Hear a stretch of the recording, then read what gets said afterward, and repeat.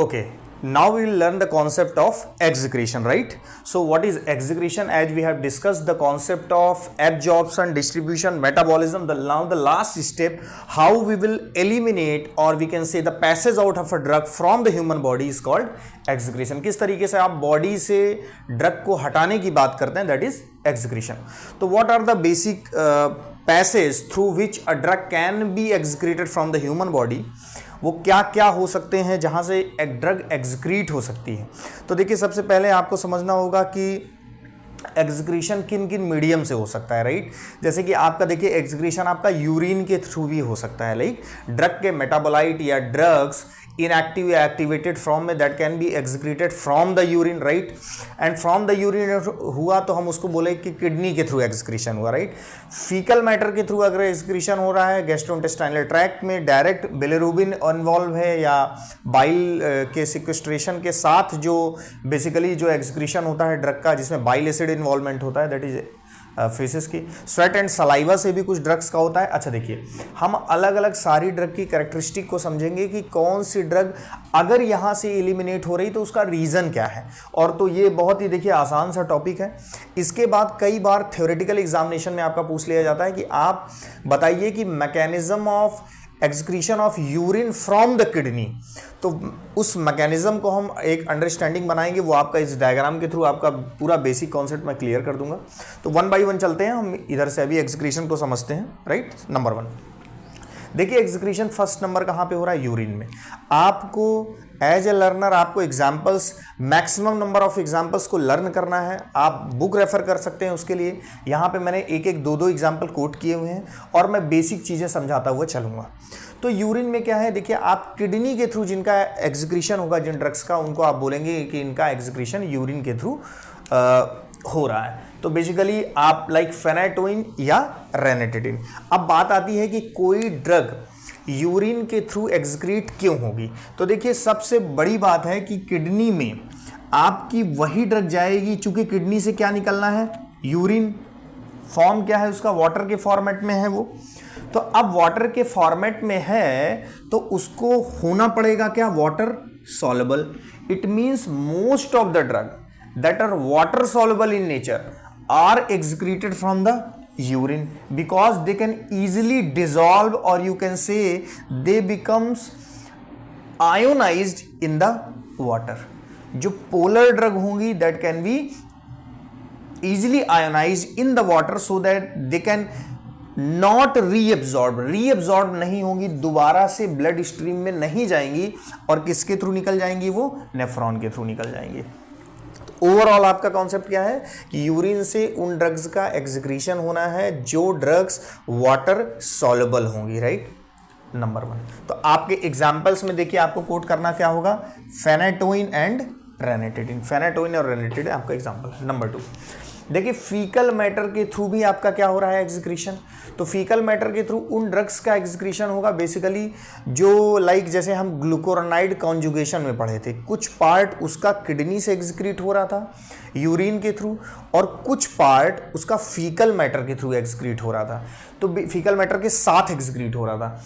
तो बेसिकली अब इसमें ये ध्यान देना है कि जैसे, अच्छा एक कॉन्सेप्ट यहाँ पे आपको ये भी पता होना चाहिए कि कोई ड्रग अगर किसी रूट ऑफ एक्सक्रीशन से एक्सक्रीट हो रही तो ऐसा नहीं है कि केवल वो उसी रूट ऑफ एक्सक्रीशन से एक्सक्रीट होगी, राइट? जैसे ग्लूकोरोनाइड कंजुगेशन की ड्रग आपकी फीकल मैटर से भी होती है और यूरिन से भी होती है. तो ये आपको कॉन्सेप्ट ध्यान में रखना है ताकि आपकी कोई गलत फहमी ना हो कि ये ड्रग अगर यूरिन से हो रही तो यूरिन से ही 100% एक्सक्रीट हो रही, राइट? अब यहाँ पे जैसे फीकल मैटर के थ्रू एरिथ्रोमाइसिन या एम्पिसिलिन. अब हम बात करेंगे स्वेट एंड सलाइवा के थ्रू. तो देखिए, स्वेट, सलाइवा और मिल्क, अब इसमें वही ड्रग एक्सक्रीट होंगी जिनकी लिपिड सॉल्युबिलिटी हाई है. Because if they have higher lipid solubility they can easily penetrate deeper to the body. तो जब डीपर जाएंगी they can come into the sweat and saliva as well, they can come into the milk. तो जैसे sweat and saliva की बात करें basically तो lithium है, हैवी मेटल्स है एंड रेफेम्पसिन. तो these are the drug that excreted from the sweat and saliva. Milk की अगर हम बात करें तो राइट, मिल्क में आपका जो फेटस होगा, जो ब्रेस्ट फीडिंग वो होगा चाइल्ड, उसके लिए ये बहुत इंपॉर्टेंट, ये रूट ऑफ एक्सक्रीशन हो जाता है उसके लिए पढ़ना, क्योंकि कई बार उस रूट से फीटस को क्या हो सकता है, टेराटोजेनिसिटी। तो उसमें क्या है कि आप जैसे आप देख सकते हैं यहाँ पे एस्प्रिन और कैफीन मिल्क के थ्रू एक्सक्रीट होती हैं। अब ऐसा नहीं है कि यही 2 नंबर ऑफ ड्रग एक्सक्रीट हो रही, नंबर ऑफ ड्रग्स हैं, तो आप मिनिमम 2 का एग्जाम्पल आपको लर्न करना है। एक्सहेल्ड एयर, जैसे हम जनरल एनेस्थेटिक्स की बात करते हैं तो जनरल एनेस्थेटिक्स में क्या है, वोलेटाइल लिक्विड या गैसेस को हम इनहेल करते हैं, तो चूंकि वो वोलेटाइल होते हैं तो कई बार वो एक्सहेल्ड एयर मींस जो हम एक्सपिरेशन करते हैं, नॉट इंस्पिरेशन, एक्सपायरेशन करते हैं, तो उसके थ्रू भी आपका क्या होता है, गैसियस का, गैस जनरल एनेस्थेटिक या लाइक एल्कोहल का आपका क्या होता है, एक्सक्रीशन होता है। तो these are the basic routes of excretion and they are and having the examples. Now we will learn the concept of how does the drug excreted from the urine। तो देखिए यूरिन से मतलब है आपका kidney से। अब ये जो स्ट्रक्चर है आपका बेसिक सारे बच्चों का अभी तक क्लियर होगा, आपने पहले भी पढ़ चुका है इसको एनाटॉमी में। ये हमारा ग्लोमेरुलस और बोमेन कैप्सूल है, ये आपका प्रॉक्सिमल कन्वोल्यूटेड ट्यूब्यूल है that further can divide into loop of Henle, DCT and collecting duct. This is efferent arteriole, this is what, this is afferent arteriole, this is efferent arteriole, right? Now this यहाँ से blood आता है और filter होके यहाँ से क्या होता है, चूंकि फेनेस्ट्रेटेड होते हैं, देखिए होल लाइक स्ट्रक्चर है, फेनेस्ट्रेटेड है, यहाँ से GFR होता है, ग्लोमेरुलस फिल्ट्रेशन रेट, एक प्रेशर ग्रेडियंट होता है, जिससे क्या होता है ब्लड में प्लाज्मा का फिल्ट्रेशन और यूरिन का इधर से तरफ फिल्ट्रेट जो है ये प्रॉक्सिमल कन्वोल्यूटेड ट्यूब्यूल में आता है।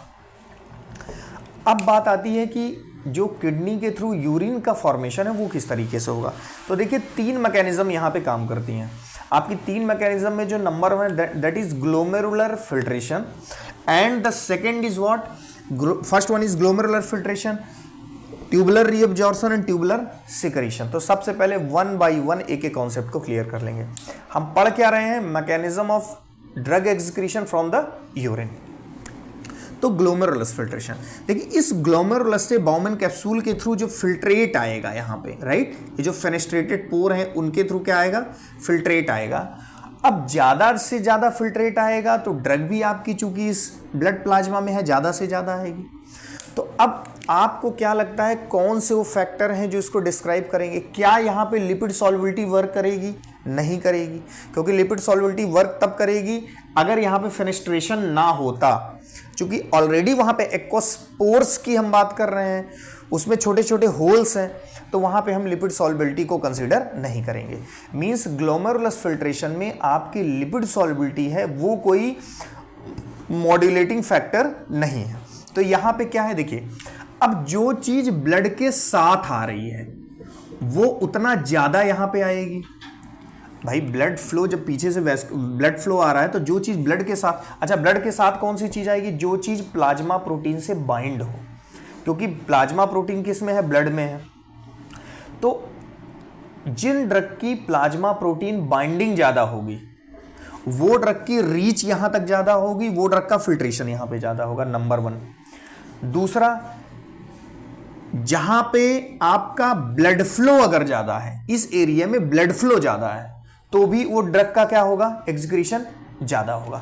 तो अगर प्लाज्मा प्रोटीन बाइंडिंग ज्यादा है और ब्लड फ्लो ज्यादा है तो दोनों ये प्रमोट किसको करेंगे, एक्सक्रीशन को, राइट। क्योंकि ज्यादा से ज्यादा वो चीज कहां आएगी, इस पार्ट में आएगी जहां से फिल्ट्रेशन होना है।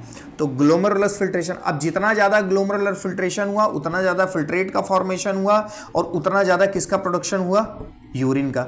और यूरिन के साथ ही आपकी इसमें से क्या निकल रही है, ड्रग निकल रही है। तो मोर क्या हुआ, एक्सक्रीशन ऑफ ड्रग हुआ। सेकेंड पॉइंट है आपका रीएब्जॉर्प्शन। तो देखिए रीएब्जॉर्प्शन और सिक्रीशन ये दोनों जस्ट अपोजिट है। रीएब्जॉर्प्शन में हम जब बोलते हैं कि किसी ड्रग का रीएब्जॉर्प्शन ज़्यादा है, तो रीएब्जॉर्प्शन ज़्यादा का मतलब है कि अगर कोई ड्रग रीएब्जॉर्ब ज़्यादा हुई तो इट मीन्स वो ब्लड में वापस ज़्यादा से आ गई। आपको सिंपल इस कॉन्सेप्ट को रखना है कि कोई ड्रग अगर रीएब्जॉर्प्शन ज़्यादा किसी का हो रहा है तो वो ड्रग कहाँ पे वापस आ गई, ब्लड में वापस आ गई। अब देखिए इसको कैसे समझते हैं। एक फैक्टर ग्लोमेरुलस फिल्ट्रेशन हमने यहाँ पे पढ़ लिया। अब सपोज करिए वो ड्रग की रीच कहाँ हो गई, यहाँ पे है, राइट, इस पार्ट में, पीसीटी के इस पार्ट में है, आगे पूरा नेफ्रॉन यहाँ पे नहीं ड्रॉ कर रखा है मैंने। अब ये ड्रग की क्या है, रीएब्जॉर्प्शन का मतलब है कि the movement of drug from the tubular lumen towards vascular compartment, this is blood vessel, this is blood vessel. अब जब ब्लड स्ट्रीम में वो ड्रग आ गई, इट मींस कि उसका जो एक्सक्रीशन था वो क्या हो गया, वो कम हो गया, क्योंकि वो रीएब्जॉर्ब हो गई कहां पे, ब्लड स्ट्रीम में। और उस प्रोसेस को हमने क्या बोला, ट्यूबुलर रीएब्जॉर्प्शन। तो अब आपको क्या लगता है कि कौन सा फैक्टर यहां पे ज्यादा वर्क करेगा, यहां पे तो कोई पोर है नहीं, इट मींस वो ड्रग्स जिनकी लिपिड सॉल्युबिलिटी ज्यादा होगी, जिनकी क्या होगी, क्योंकि इस मेम्ब्रेन को क्रॉस करना है, यहां पे इस मेम्ब्रेन को क्रॉस करना है, तो लाइपोइडल मेम्ब्रेन जिसकी लाइपोफिलिसिटी जिन ड्रग्स की ज्यादा होगी, वो ड्रग रीएब्जॉर्ब ब्लड स्ट्रीम में ज्यादा होगी, मींस उनका एक्सक्रीशन क्या होगा, कम होगा। तो आपको अगर किसी ड्रग का एक्सक्रीशन बढ़ाना है थ्रू द किडनी, तो आपको रीएब्जॉर्प्शन को क्या करना पड़ेगा, कम करना पड़ेगा। तो ये ज्यादा चीजें यहां पे आएंगी, ब्लड में नहीं जाएंगी। अब कौन सा फैक्टर यहां पे मॉडरेट कर रहा है, lipid solubility. Number 3 tubular secretion. Tubular secretion का क्या कॉन्सेप्ट है, ट्यूबुलर सिक्रीशन में इसका जस्ट रिवर्स। अब यहां पे there are presence of a transporters, like I will indicate from the blue colour, there are presence of transporter, they transporter have the transporter present over here in the epithelial cell of the proximal convoluted tubule or throughout the lining of nephron. They have ability to take the compound and through inside the tubular lumen. अब जब ये blood vessel से कहां आ रहे हैं, in the tubular lumen, या from the blood vessels towards the tubular lumen, opposite to the reabsorption is called tubular secretion, and the most of the tubular secretions are linked with a special transporters like organic anion transporter। तो organic anion transporter number of transporter होते हैं, तो वो transporter क्या करेंगे, they involve in throwing the substance from the vascular compartment inside of the tubular lumen. तो tubular secretion जितना ज्यादा होगा, सिक्रीशन किसकी मदद से, ट्रांसपोर्टर के थ्रू, तो जो चीज ब्लड वेसल से जितनी ज्यादा यहां आएगी वो नीचे निकलेगी, इट मींस ड्रग का एक्सक्रीशन ज्यादा होगा। तो अब ओवरऑल हम सम अप करते हैं कि कौन सी चीजें एक्सक्रीशन को ड्रग को प्रमोट करेंगी, कौन सी मगर ग्लोमेरुलर फिल्ट्रेशन ज्यादा, ड्रग का एक्सक्रीशन ज्यादा, ट्यूबुलर रीएब्जॉर्प्शन ज्यादा, तो ड्रग का एक्सक्रीशन कम, इसलिए ट्यूबुलर रीएब्जॉर्प्शन को क्या करना पड़ेगा, कम। ट्यूबुलर सिक्रीशन अगर ज्यादा तो ड्रग का एब्जॉर्प्शन, ट्यूबुलर सिक्रीशन अगर ज्यादा तो ड्रग का एक्सक्रीशन भी ज्यादा। अगर ट्यूबुलर सिक्रीशन कम हो जाएगा तो ड्रग का एक्सक्रीशन भी कम हो जाएगा। So this is all about the basic concept of excretion and the mechanism associated with the excretion of drug from the kidney. तो इस फिर भी अगर आपका कोई डाउट रह रहा है तो आप मेरे से कमेंट सेक्शन में पूछ सकते हैं। Thank you very much.